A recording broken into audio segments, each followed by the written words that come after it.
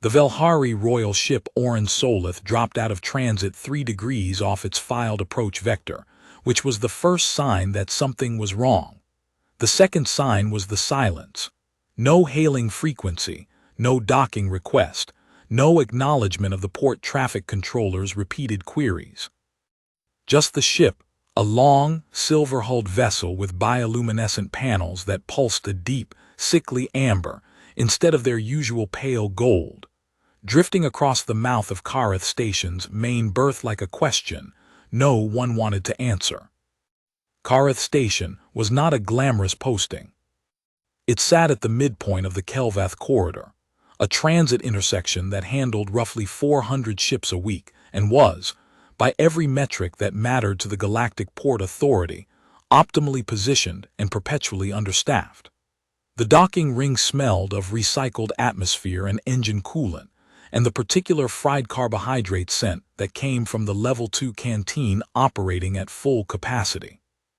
The medbay had good equipment and not enough people to operate it, which was why Elan Marsh had been on his second rotation in 3 days when the unresponsive appeared without warning. Dr. Elan Marsh was on his second cup of terrible station coffee when the alert came through. He was technically off rotation. He had been off rotation for 6 hours, following a double shift that had started with a Drellin cargo worker's severed hand and ended with an outbreak of respiratory flux in Sector 9. His quarters were 3 corridors away. His bed was real and horizontal and had been waiting for him patiently. He had been sitting at the medbay's secondary desk because the paperwork from the flux outbreak wasn't going to file itself, and because, if he was honest, he was too tired to sleep, the deep, past the threshold kind of tired where the body stops knowing what it needs. He answered the alert anyway. "What are we looking at?" he asked as he pushed through the medbay door, pulling his coat on with one hand. Nurse Calavane was already at the secondary console, her 4-fingered hands moving across the diagnostics with practiced efficiency. She was Pelrin, short, broad-shouldered, with the characteristic pale gray skin and large dark eyes of her species, and she had been Elan's senior nurse for 2 years. She did not look up. Velhari Royal Transport, unscheduled, not responding to hailing. Port Authority ran a passive bioscan when they couldn't raise the crew. They're reading 4 life signs. 2 are barely registering. Elan set down his coffee. What kind of barely? The kind where barely is doing a lot of work in that sentence. He was already moving toward the equipment locker. Do we have any bioscan returns on species-specific baseline? The ship's registry cleared customs at Yalath Prime 18 hours ago. Crew manifest lists 2 Velhari attendants, 1 Velhari Royal Guard, and Kala paused. And Her Serene Highness, Princess Varay of the Second House Aviath. Elan stopped with his hand on the emergency kit. A royal. A royal. He pulled the kit off the shelf. Who's our Velhari protocol liaison? Administrator Dench is on planet. His deputy is unreachable. The station's Velhari cultural consultant is, another pause. Apparently on leave. Of course he is. Port Authority is asking how you'd like to proceed. Elan thought about it for approximately 2 seconds, which was about 1.5 seconds longer than the situation probably deserved, and said, "Tell them to let me board. I'll take Kala, Ren, and a full emergency kit. If anyone from Velhari diplomatic channels wants to object, they can do it while I'm already on the ship." There was a brief, loaded silence from the Port Authority channel, and then the docking clamp engaged with a heavy asterisk clunk that vibrated up through the floor. The asterisk unresponsive was beautiful in the way that things built by Velhari were always beautiful. Everything organic, nothing wasted, every surface either alive with soft light or inlaid with interlocking geometric scripts that seemed to breathe with their own quiet meaning. The Velhari did not build the way most spacefaring species built, with the functional bluntness of pressure-rated metal and right-angle utility. They built the way something lived, corridors that curved slightly, like the inside of a ribcage. Panels that gave just slightly underfoot, the material holding a warmth that suggested it was still in some sense growing. The corridor Elan stepped into smelled of something sweet and metallic that he didn't have a word for, and the floor was warm under his boots, and the amber bioluminescence pulsed from strip inlays along the ceiling in a slow, rhythmic beat that was wrong. That was the first thing a trained eye caught. The rhythm off, the color too deep, the light doing what light in sick organisms did, the ship mirroring the state of the person it carried. He registered all of this in the time it took to cross the threshold, and let his eyes adjust. The Velhari royal guard met them at the inner hatch, and Elan knew immediately that the man was in over his head.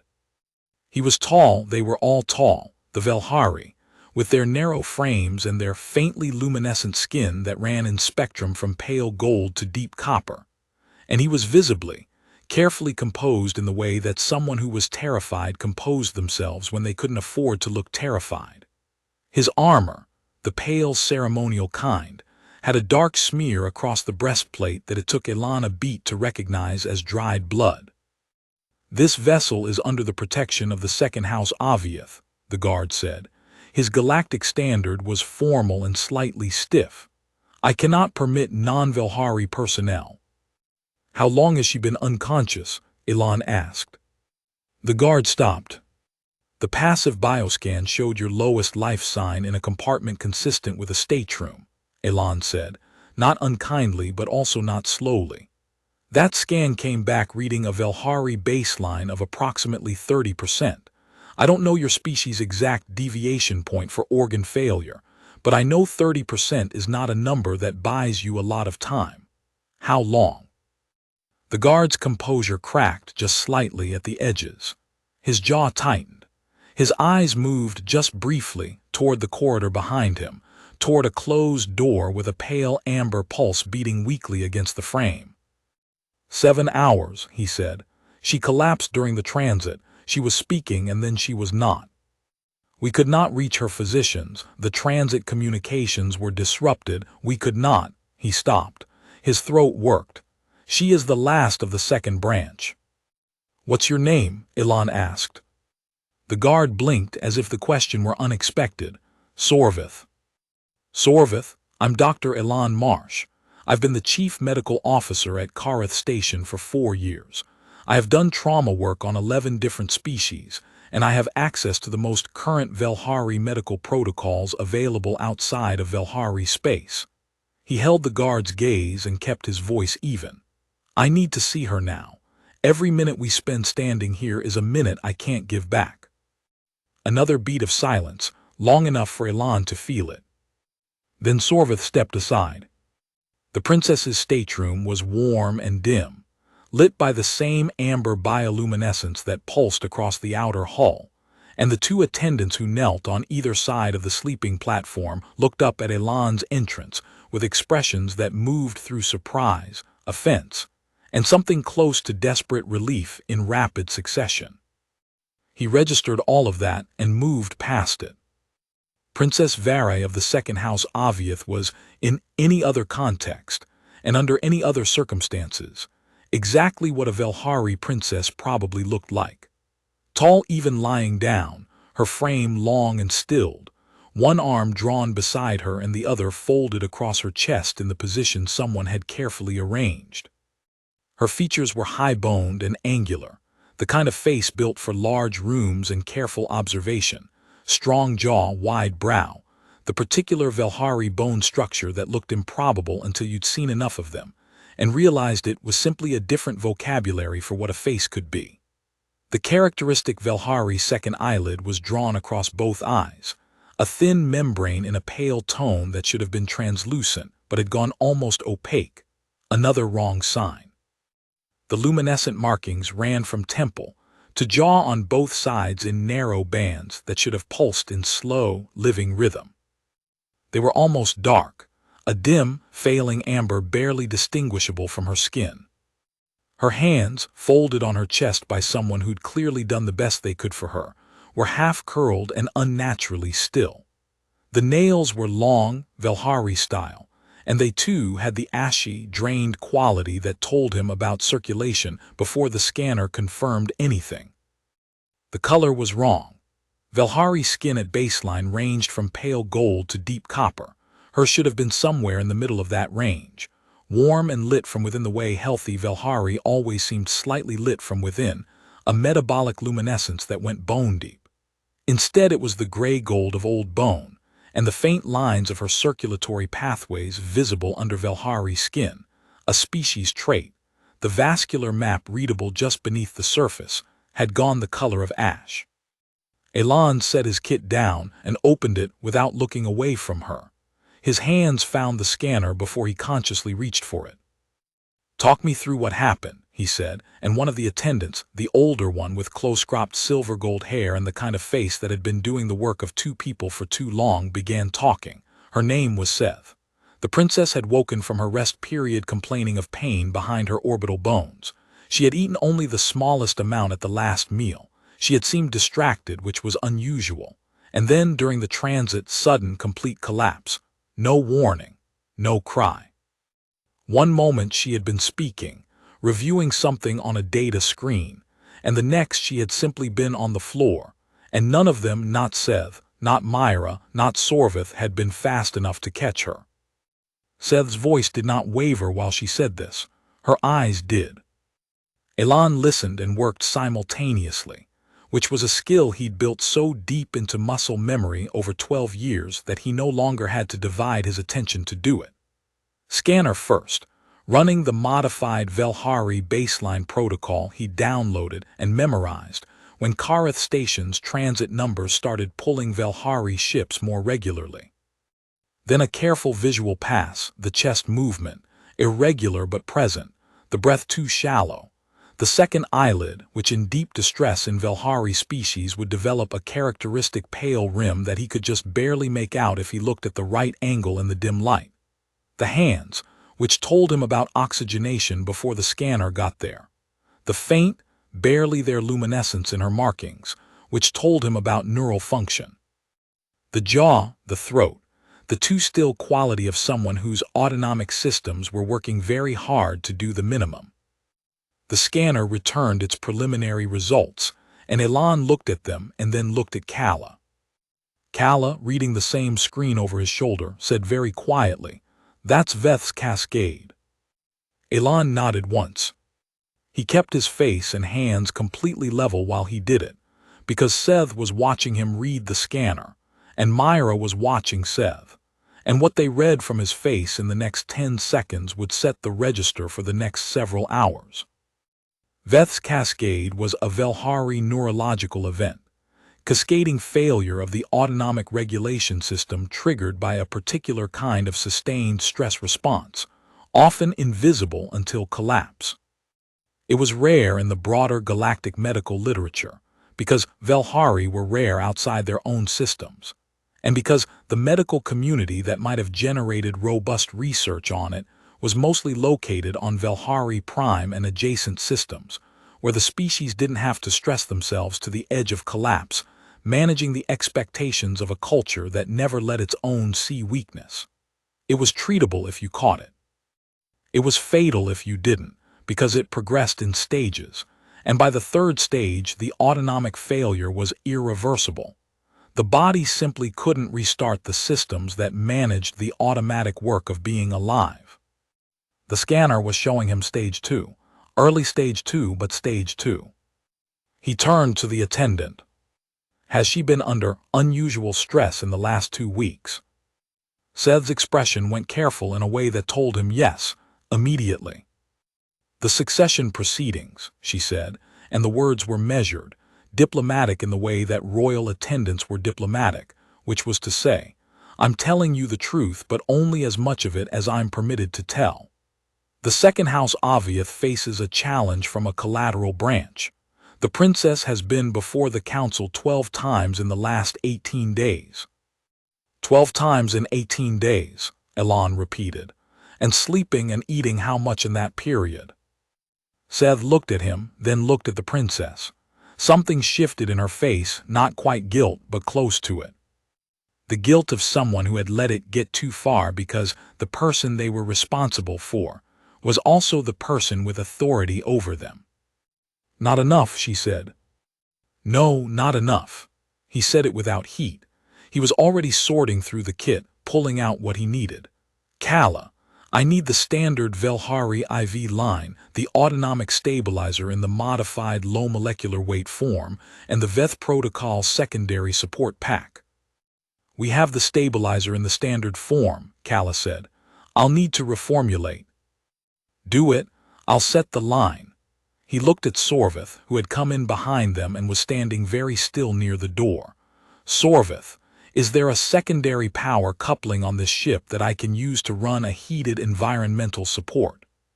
She needs her body temperature up by 2 degrees.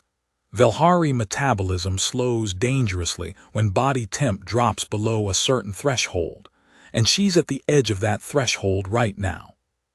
Sorveth moved immediately, which told Elan that what the guard had needed for the last 7 hours was someone to take point and issue orders that made sense.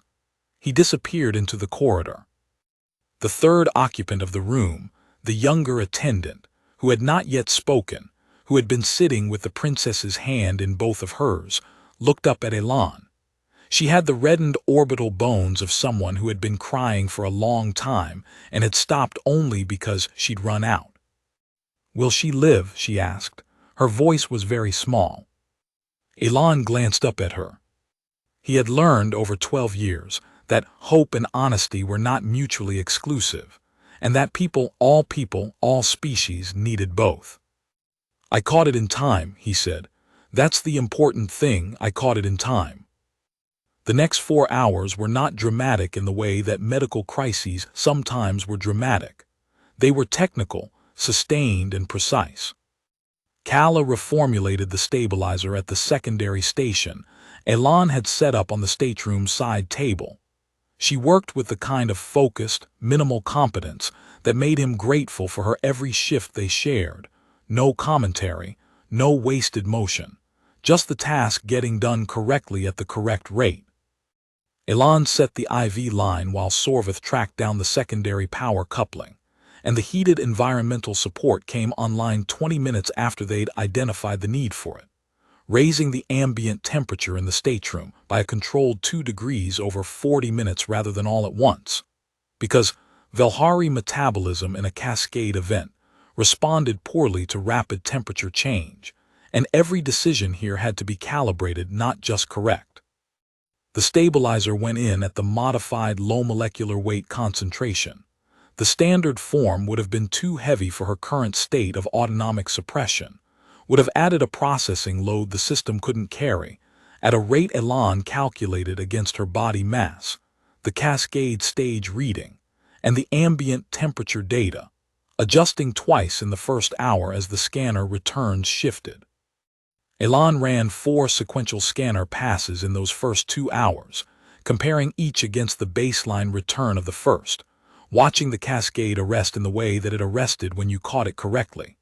Not dramatically, not with a sudden reversal, but with a slow, meticulous unwinding, each failing system taking hold again, each reading moving 1 fraction back toward normal, like a clock being wound by careful degrees. The circulatory pathway lines under her skin lightened imperceptibly from ash to something slightly warmer. The chest movement regularized. The second eyelid, still drawn, stopped showing the pale distress rim. He did not leave the room. He did not consider leaving the room.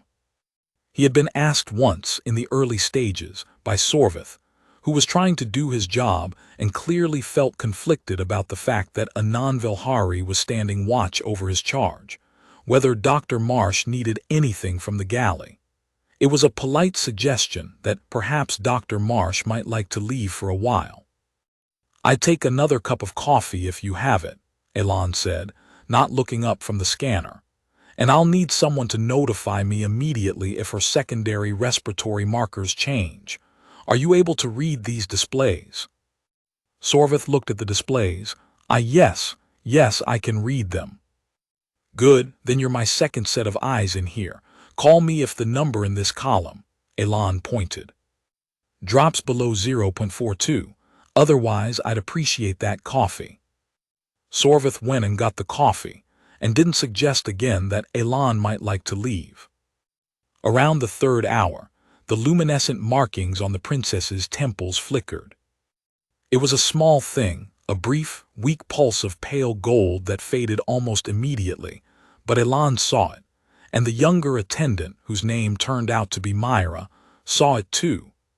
Myra made a soft sound that was mostly exhaled air and not quite a word in any language, and reached for the princess's hand again. "That's good," Elan said. "Neural function asserting. That's exactly what we want to see." "Will she know?" Myra started and then stopped and tried again. "When she wakes, will she know what happened?" "She'll know she was ill. She'll probably know it was serious."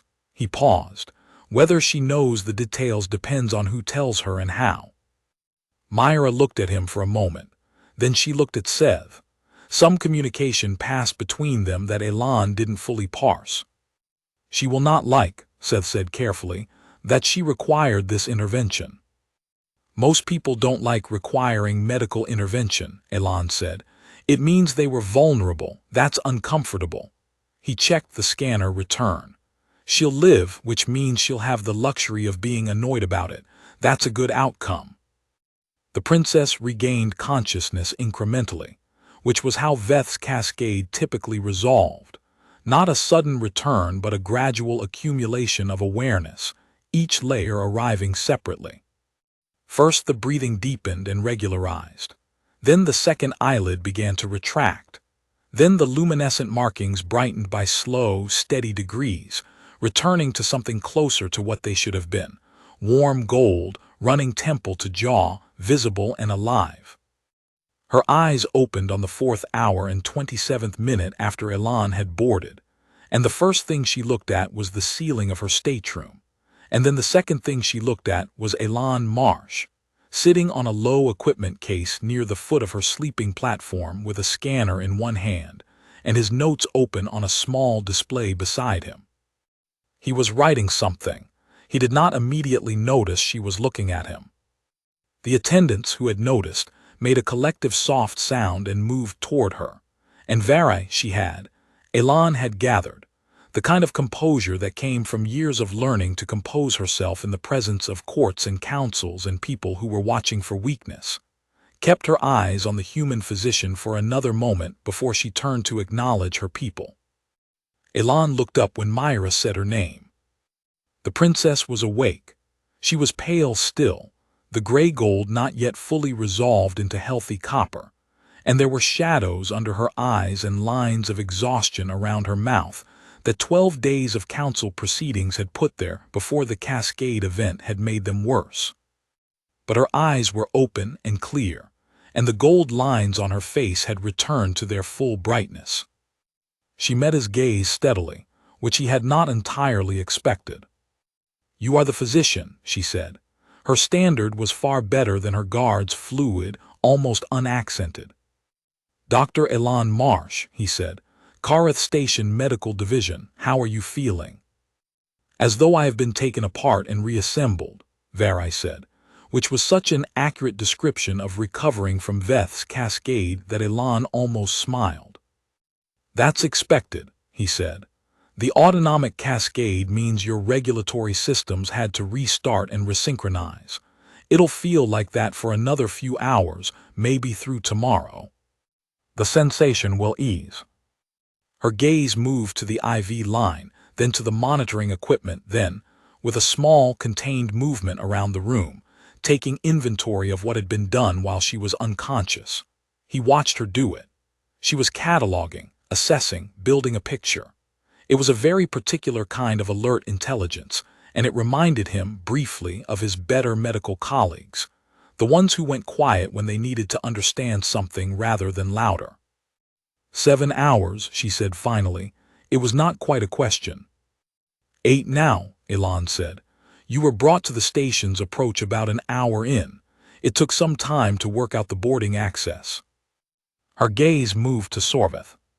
The guard's posture, which had been carefully military for the last 4 hours, shifted slightly. A Velhari tell that Elan had learned to read as the equivalent of a wince. "Sorveth," she said. "Your Highness," Sorveth said, "there were no Velhari physicians reachable, the communications disruption." "I am not criticizing you," Velhari said. Her voice was not unkind, but it was very precise.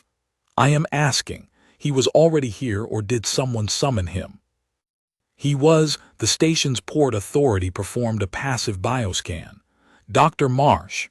Sorveth looked at Elan with an expression that was hard to read, somewhere between complex respect and slight bewilderment. "Dr. Marsh requested boarding access and was insistent." "Insistent," she repeated. "Your guard tried to keep me at the hatch," Elan said. "I told him the scan was showing you at 30% baseline, and we didn't have time to wait for protocol clearance." A pause. She looked at him for a long moment, the full, even kind of look that was different from the initial assessment she'd done, the kind that was actually reading rather than cataloging. "And if the protocol clearance had been withheld," she asked, "what would you have done?" "Boarded anyway," Elan said, "and dealt with the diplomatic incident afterward." It was a perfectly honest answer, and he gave it without any particular dramatic emphasis, which was perhaps why she looked at him the way she did, a slight, involuntary adjustment of her expression, as if she'd expected something else and received something real. "That would have been," she said carefully, "complicated. You'd have been alive for it. That was the priority." She was not well enough to move immediately, and there was no particular reason to move her. The stateroom was a better environment for her recovery than the station's medbay, which was functional but not built for Velhari physiology. The ship itself was warmer and quieter, and the correct ambient composition for her biology, and the attendants who knew her were here, and disrupting all of that to move her to a facility that smelled of recycled air and industrial disinfectant would have added recovery time, not removed it. Elan stayed. He was, strictly speaking, no longer needed for active medical intervention by the 5th hour. The cascade had been arrested. The autonomic systems were restabilizing on the scanner in a pattern that he recognized as the correct resolution curve, not the fast, ambiguous one that sometimes preceded a second-phase event, but the slow, definitive kind. She needed rest, careful monitoring, and the correct continued dosage of the stabilizer, all of which could be handled by Kala and the monitoring equipment. He had 3 patients in the medbay proper who could use his attention, and a flux outbreak to finish charting, and a quarterly equipment audit that was already 2 weeks overdue. He stayed anyway, on the grounds that cascade events had a low but non-negligible second-phase risk in the 24 hours post-arrest, and that he'd rather be present than not. This was true. It was also true that he found himself curious about her in the particular way that he sometimes found himself curious about complicated cases, not about the medicine, which was solved, but about the person. About the shape of someone who had run themselves to the edge of neurological failure for a succession proceeding, for the right to lead her house, and had done it without apparent complaint, and without, from what he could piece together from the attendant's careful words, letting anyone see how close to the edge she was. There was something in that combination that he understood despite not being able to fully explain why. The self-sufficiency pushed past its own limit, the refusal to ask for help, the gap between how capable she appeared and what was actually happening underneath. He knew something about that particular architecture. He was not surprised that she didn't sleep for long. He was slightly surprised that when she woke, she started asking him questions. It started with the cascade itself, precise, technically framed questions about the arrest mechanism, about the reformulated stabilizer, about what the scanner returns had shown at each stage. She asked them in standard and with the vocabulary of someone who had learned medicine at least theoretically, not a physician, but someone who had studied or had been educated in a context where medical literacy was expected. He answered straightforwardly. explaining what each intervention had done and why, and found that she followed without needing things simplified. "The Velhari physicians I have worked with," she said at some point, "do not typically explain the mechanism. They state the diagnosis and the treatment." "I find it helps to understand what happened to you," Elan said. "Especially with cascade events. Knowing the physical mechanism tends to reduce the likelihood of the triggering stress conditions happening again." She was quiet for a moment. "You are saying that knowing I nearly died of overwork will persuade me not to overwork?" "I'm saying it might shift the calculus," he said. "People make different decisions about risk when they have full information." "And you believe the information should be given?" "Yes. Most physicians I have encountered do not operate that way with patients of rank." "I noticed. Your attendant told me you'd been before the council 12 times in 18 days with insufficient sleep and food. Someone could have told you that was a medical risk." He kept his voice level. "Probably more than one someone." The silence that followed was the kind that meant he'd hit something true. "You are direct," she said. "I'm a physician. The patient has to have the real information or I can't do my job. Even if the patient outranks you significantly." "Especially then," Elan said. "Rank has a way of making people tell you what they think you want to hear. That's not useful to me medically." She looked at him again, the second kind of look, the reading one. This time it lasted a little longer. "And what do you think I want to hear, Dr. Marsh?" "Honestly, I think you want to hear that you're fine and can get back to the council proceedings. And I'm going to tell you that you need 4 days of full rest minimum, 2 of them off all communication channels, before I'll consider signing off on any kind of official engagement." He held her gaze. "I'll put that in writing if it's useful to you diplomatically. Sometimes it helps to have a physician's order rather than a personal decision."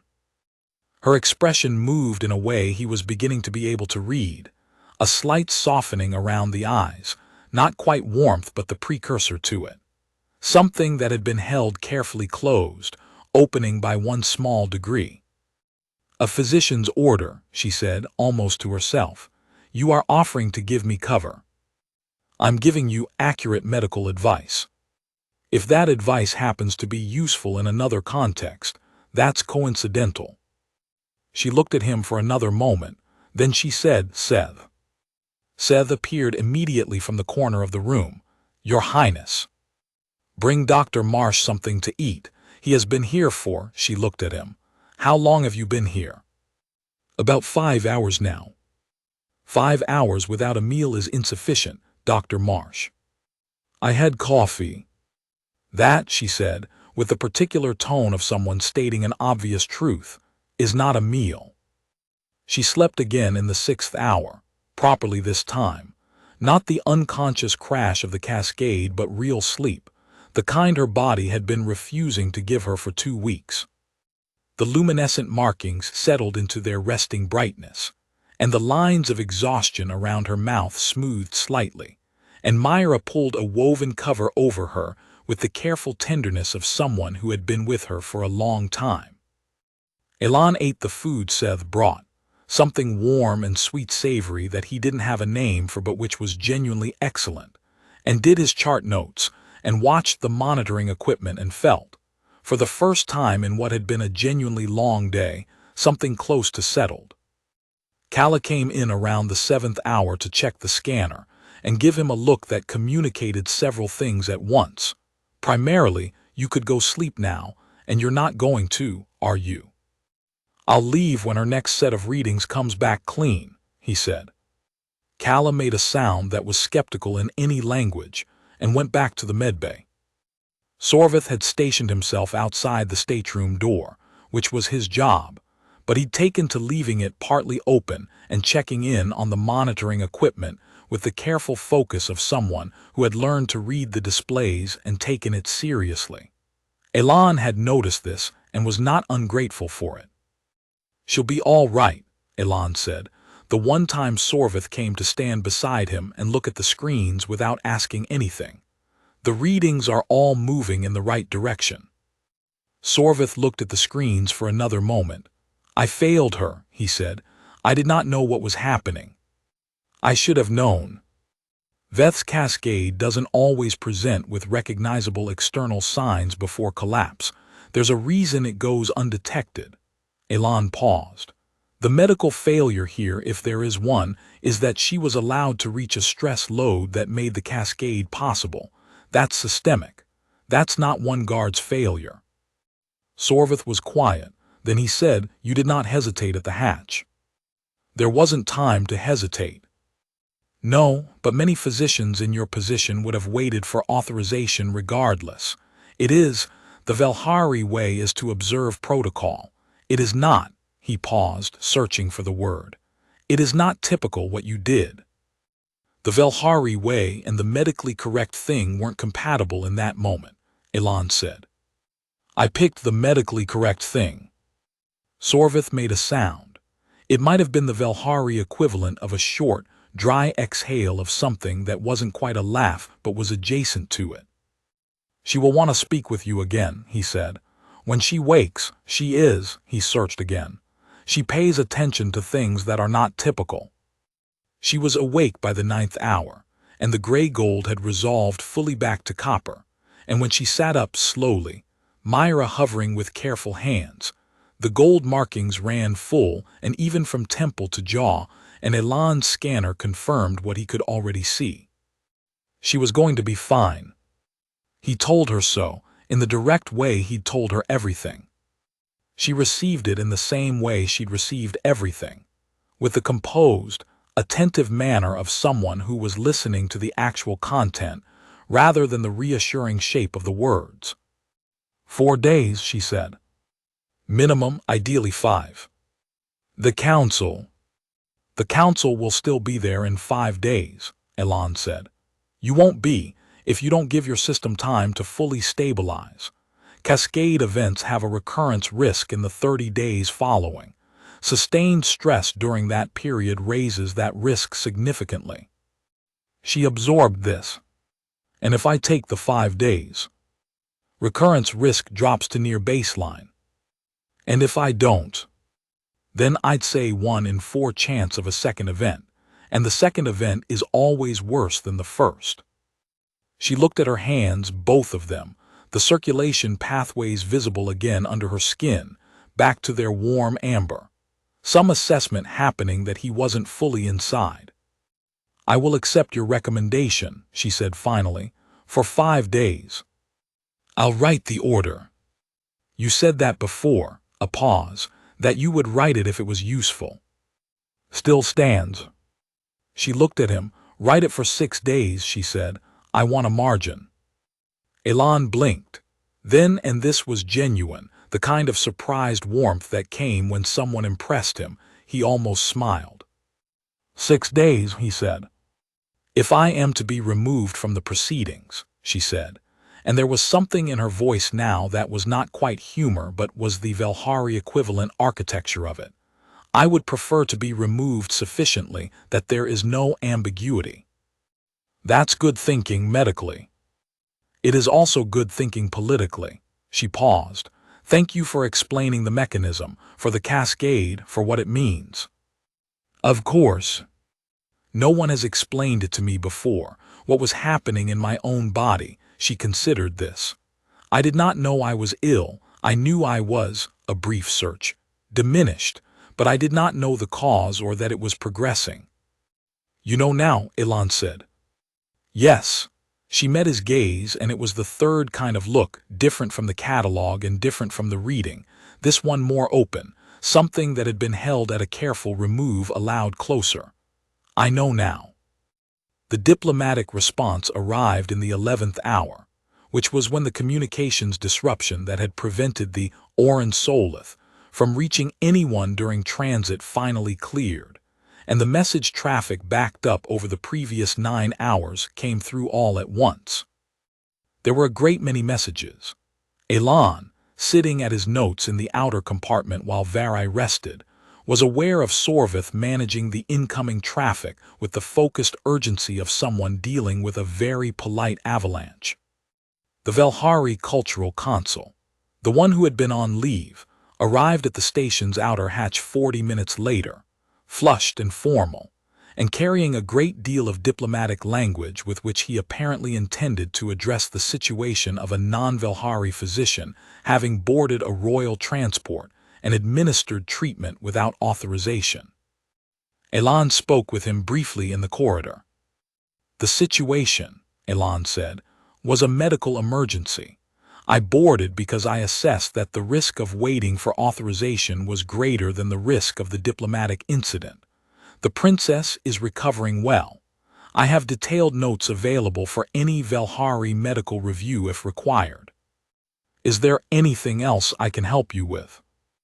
The consul, a Velhari man, tall, gold-skinned, with the bearing of someone who had spent a long time managing situations that were mostly about the appearance of control, looked at him for a long moment.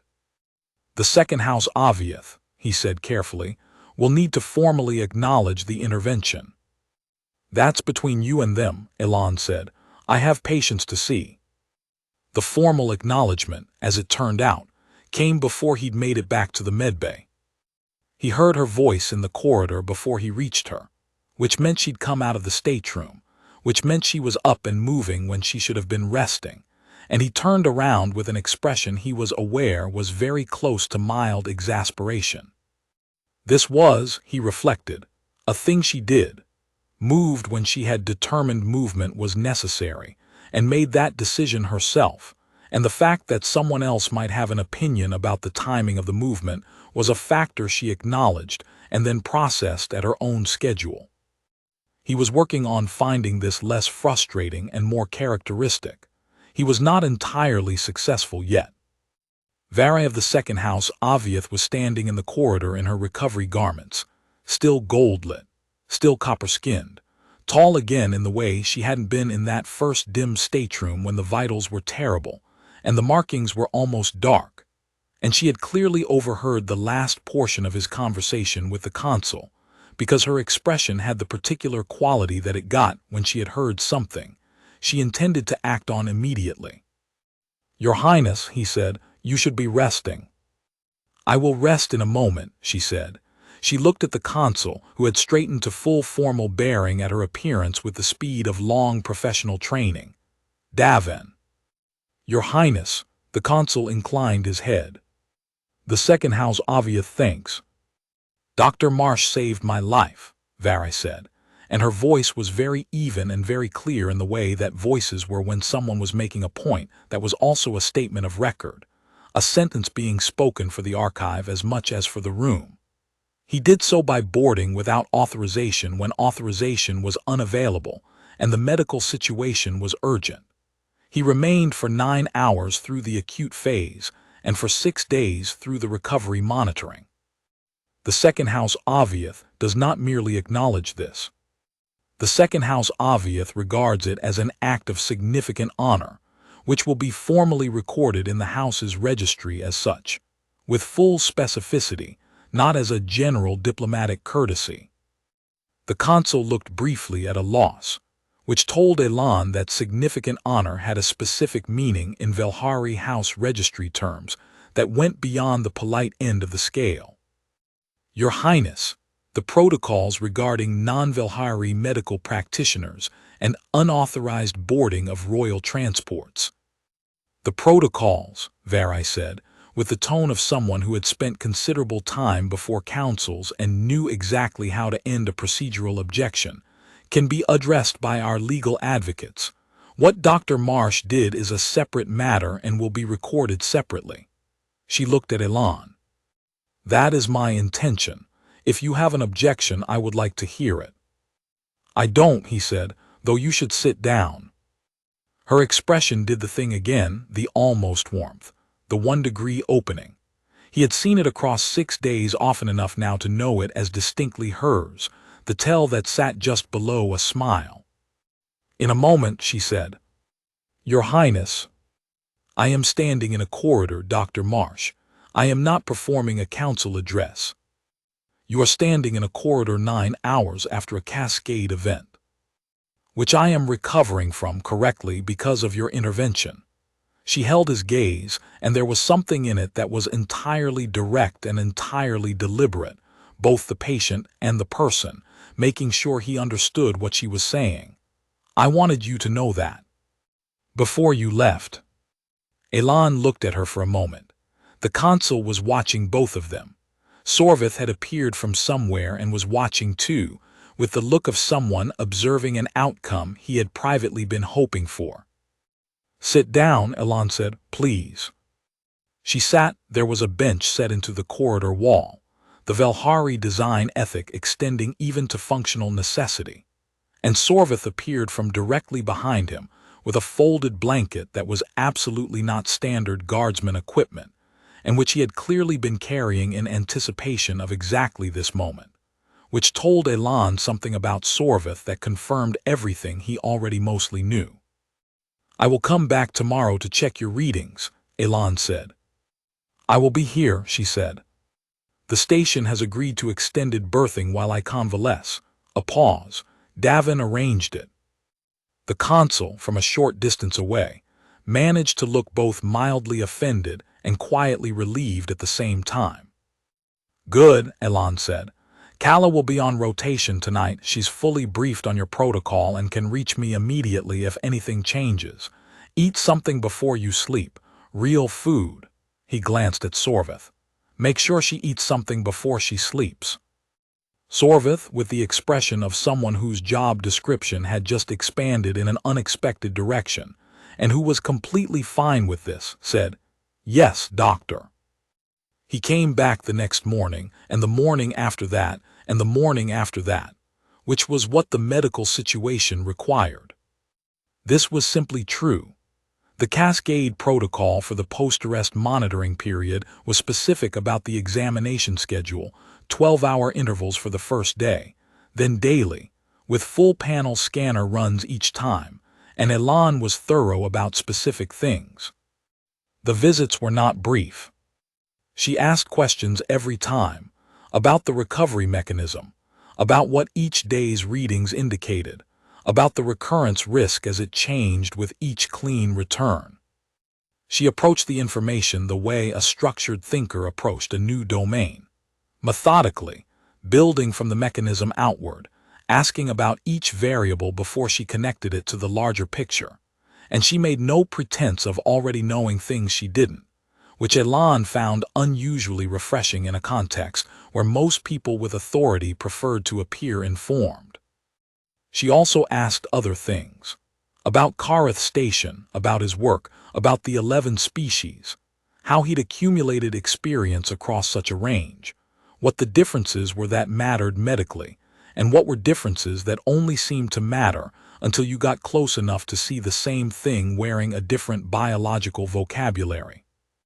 About how a physician from a rim world colony, which she had looked up at some point between the second and third day, he noticed without mentioning it, had ended up as chief medical officer of a mid-axis transit station rather than somewhere more prominent. The work here is more interesting, he said when she asked, and meant it. Every ship through that docking ring is different. You don't get that in a dedicated facility. She considered this the way she considered most things he said, seriously, as if the answer mattered. You chose interesting work over prestigious work. Prestigious work is usually less interesting. The interesting problems don't get sent to prestigious facilities. They get sent to whoever is available at the transit station when something goes wrong, she said. Exactly, Elan said. She was quiet for a moment. Then, that is not what I expected you to say. What did you expect? She looked at him with the second kind of look, the reading one. I expected you to say you were building towards something. Most people with your credentials are building towards something. I am building towards something, he said. I'm building toward knowing more than I know now. That happens faster here than anywhere else I've been. He asked her things too, about the succession, not in a political way but in the way you asked someone about the large, defining structure of their life that had shaped what was happening to them medically. She answered, carefully at first, in the measured way of someone who had learned to say less and control more, the calibrated openness of a person who had spent years in rooms where what you revealed was what others used. Then, as the days passed and her color came fully back, and the exhaustion lines faded, and the gold markings ran steady and bright at full temperature, with less care and more reality. On the third day she told him what the collateral branch's challenge actually claimed. Not the official political framing, but what was underneath it. The thing that had made 18 days of council sessions feel like a fight she could not afford to lose in any single moment, in any single word. The second branch's line was unbroken. Her record of service to the House was documented and extensive, but the law was technical in its requirements, and the collateral branch had found a technical question and was using it as a lever.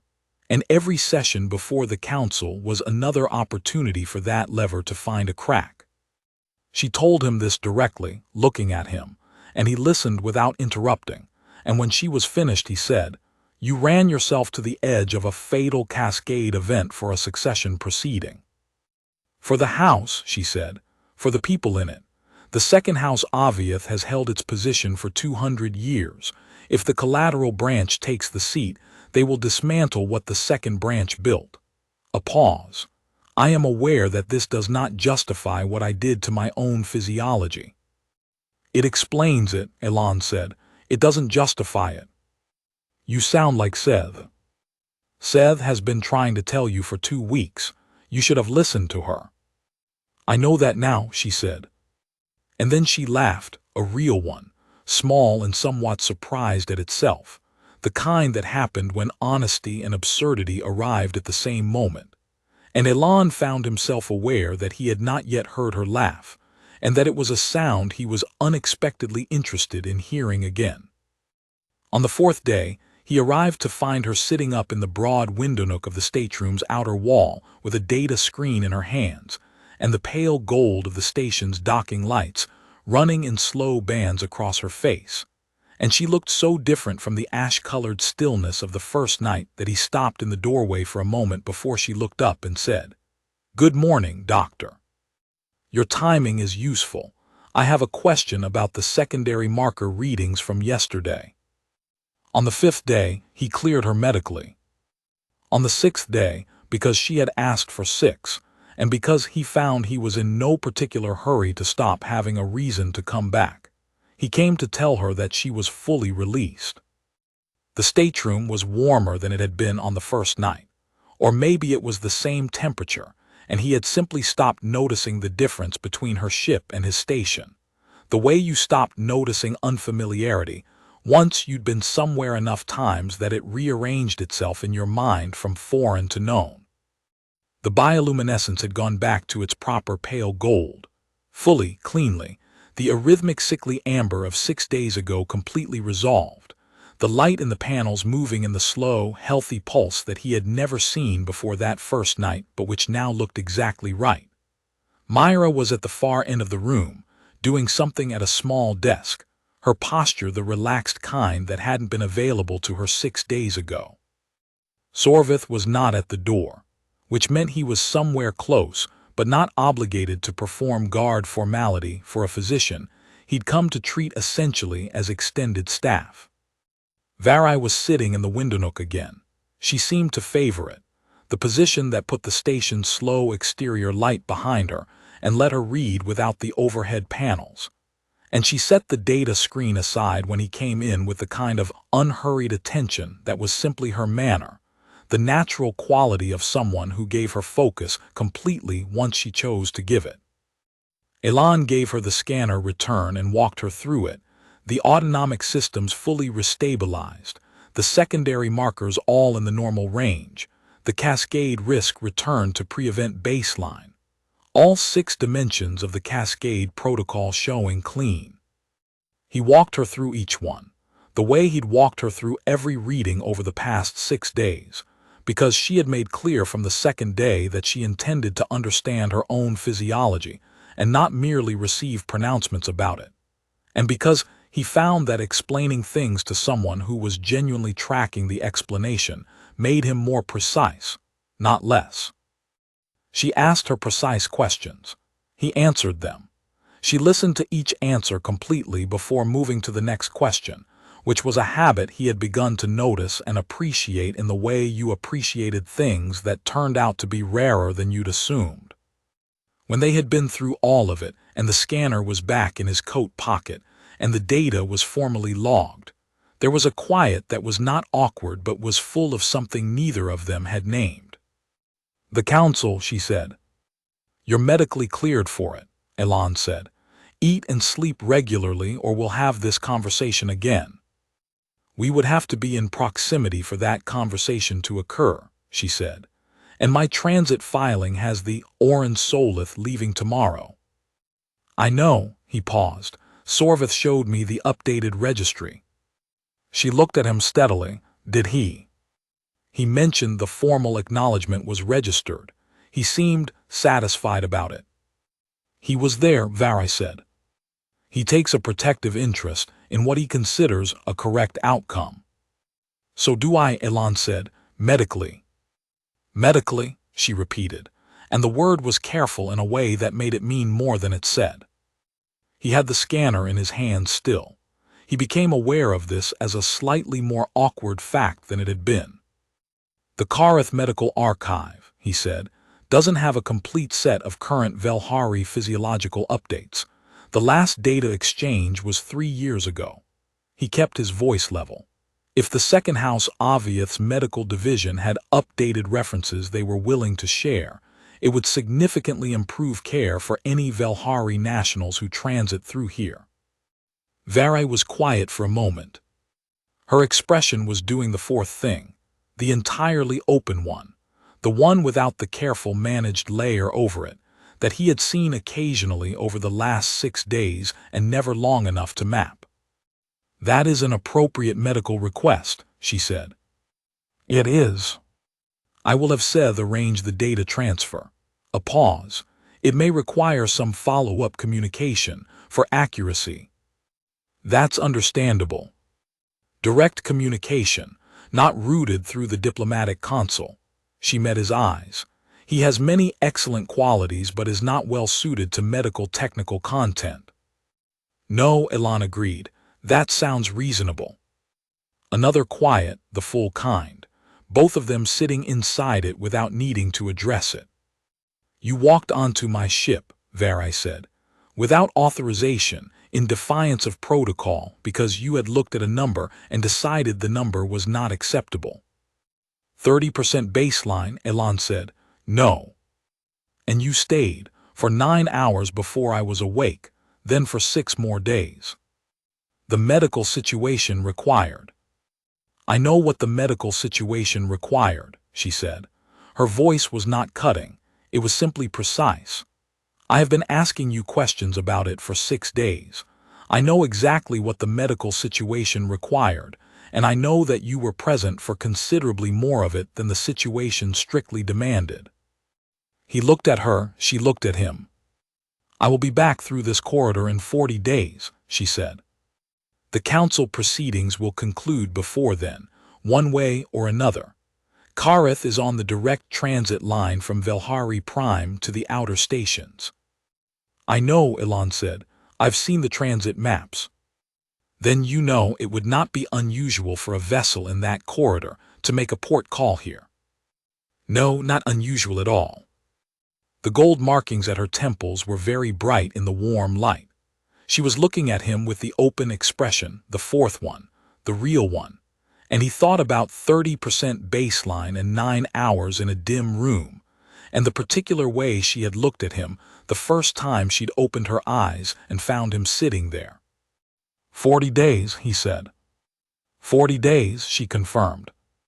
He stood, he picked up the scanner. He made it to the door before she said his name, his first name, which she had not used before, which she must have seen on a record somewhere. "Elan." He turned. She was still sitting, still looking at him with the open expression, and the gold lines ran steady from temple to jaw, and the light in the room was warm, and she said, "Thank you." Not for the medical care. He knew that.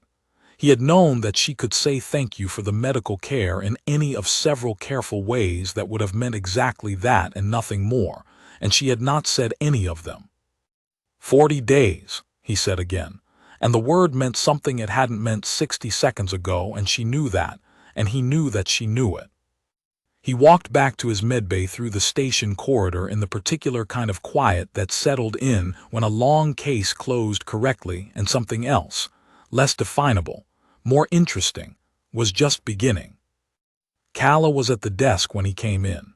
She looked up, read his face with the accuracy of 2 years' daily proximity, and said nothing except, "Good outcome." "Very good outcome," Elan said. He sat down at his notes, pulled up the medical archive update request form, and began filling in the data transfer fields for the Velhari physiological reference exchange. He worked carefully. He had always worked carefully. 40 days was not very long.